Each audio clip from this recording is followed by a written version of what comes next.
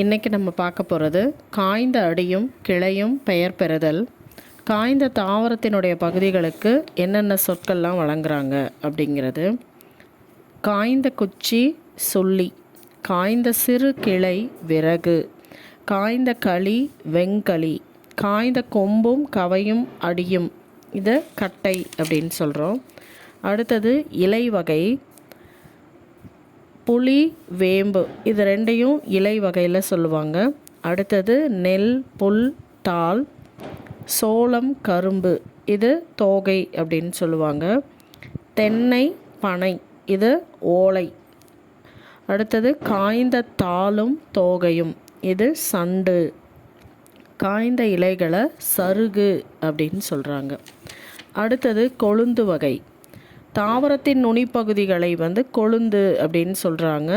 எந்தெந்த தாவரத்தில் எந்த மாதிரியான பெயர்களை, அதனுடைய கொழுந்து வகைகளை என்ன பெயர் சொல்லி அழைக்கிறாங்க அப்படின்னா, நெல் புல், அதனுடைய கொழுந்து வகைகளை துளிர் அல்லது தளிர் அப்படின்னு சொல்கிறாங்க. புளி வேம்பு, இந்த தாவரத்தினுடைய கொழுந்து பகுதியை முறி அல்லது கொழுந்து. சோளம் கரும்பு தென்னை பனை, இதனுடைய கொழுந்து பகுதியை குருத்து அப்படின்னு சொல்லலாம். கரும்பின் நுனி பகுதியை கொழுந்து ஆடை அப்படின்னு சொல்கிறாங்க. அடுத்ததாக பூவினுடைய நிலைகள் பற்றி பார்க்க போகிறோம். பூவின் தோற்ற நிலையை அரும்பு அப்படின்னு சொல்கிறோம். பூ விரிய தொடங்கும் நிலை போது. பூவின் மலர்ந்த நிலை மலர் இல்லைன்னா அலர் அப்படின்னு சொல்கிறோம். அடுத்தது மரஞ்செடியினின்று பூ கீழே விழுந்த நிலையை வீ, பூ வாடின நிலையை செம்மல் அப்படின்னு சொல்கிறோம்.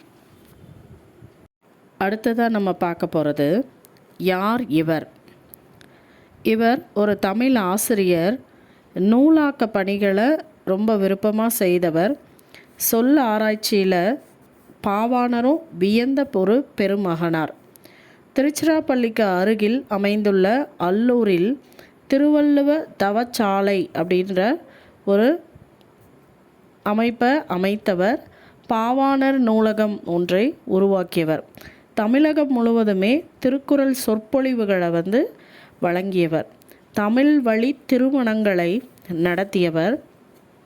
விழிகளை இழக்க நேரிட்டால் கூட தாய் தமிழினை இழந்துவிடக்கூடாது என்று எண்ணியவர். அதுக்காக அவர் என்ன பண்ணார் அப்படின்னா, தமிழ் தென்றல் திருவிக்கா போல இமைகளை மூடியபடி எழுதும் ஆற்றலை கற்றுக்கொண்டார். இறுதி வரை இவ்வாறே எழுதி தமிழுக்கு தனிப்பெரும் புகழை நல்கியவர் இவர்.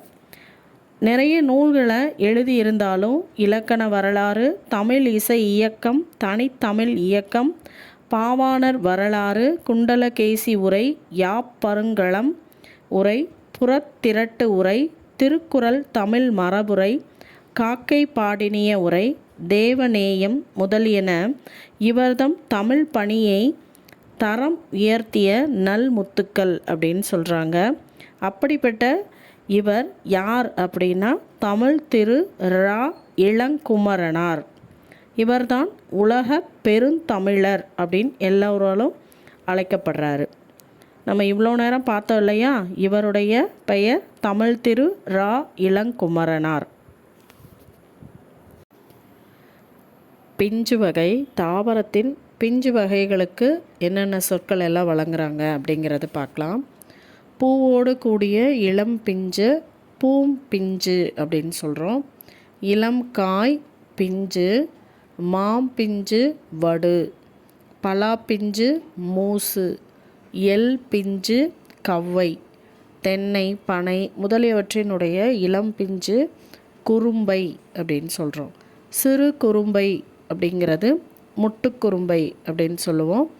முற்றாத தேங்காய இளநீர், இளம் பாக்கு நுழாய், இளநெல் கருக்கல், வாழை பிஞ்சு கச்சல். அடுத்ததாக குலை வகை, தாவரங்களினுடைய குலை வகைகளை குறிப்பதற்காக கூறக்கூடிய சொற்கள், அதாவது காய்களையோ இல்லை கனிகளையோ. அவரை துவரை முதலியவற்றின் குலை வகைகளை கொத்து அப்படின்னு சொல்லுவோம். கொடி முந்திரி போன்றவற்றின் குலை வகைகளை குலை. அடுத்தது தாறு, வாழை குலைய தாறு அப்படின்னு சொல்லுவோம். கேழ்வரகு, சோளம் முதலியவற்றினுடைய கதிர கதிர். அடுத்தது நெல், திணை முதலியவற்றினுடைய கதிர அழகு அல்லது குரல் அப்படின்னு சொல்லுவோம்.